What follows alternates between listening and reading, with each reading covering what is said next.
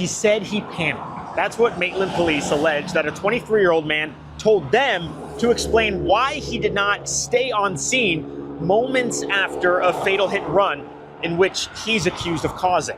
I'm News 6's Mike Valenti, your Orange County community correspondent, and police say it happened here at this intersection of US 1792 and Sibilia on December 13th. Now, investigators never claimed that the driver in this case was going against the light, but what he allegedly did wrong, they say, was not sticking around. In fact, leaving the scene altogether. Now he's facing a charge that, if convicted, could land him in prison for a mandatory minimum of 4 years. It's a first-degree felony, meaning the maximum penalty is up to 30 years. It's a very serious offense. While acknowledging the weight of the allegations, a judge cited the lack of the defendant's criminal record in his decision to set bond at $15,000 for Kevin Jose Alvarado Caquillas, charged with hit and run, failing to stop at a crash involving death. So you're going to have to stay in touch with your attorney. An affidavit for an arrest warrant claims that surveillance video captured the incident and the incident's aftermath. Investigators say Connie Hayes, an elderly deaf woman, walked out of this 7-Eleven shortly before 11 p.m. As she approached the crosswalk, the affidavit says Hayes began crossing despite the pedestrian signal indicating do not walk. A car nearly hit her, investigators say, before she's struck by Alvarado Caquillas' white Acura.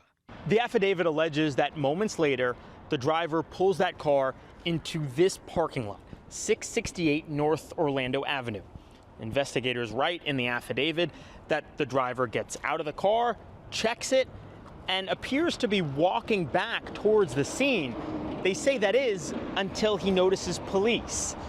And that's when they claim he gets back into the car and continues northbound on US Highway 1792. A few days later, Maitland police tracked down the address where that white Acura was registered, and with the help of the Volusia County Sheriff's Office helicopter, spotted it.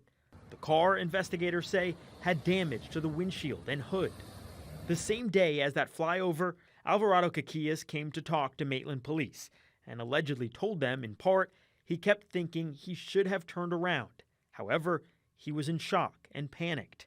The affidavit adds that he said if this were to happen again, he would do the, quote, right thing and call the police. The woman who died here, Connie Hayes, lived across the street at the Uptown Maitland. We reached out to the apartment complex just to see if there's anything they could tell us about her, but we have not yet heard back. As for the defendant in this case, Alvarado Caquillas, the affidavit says that he initially told his parents he had hit a deer.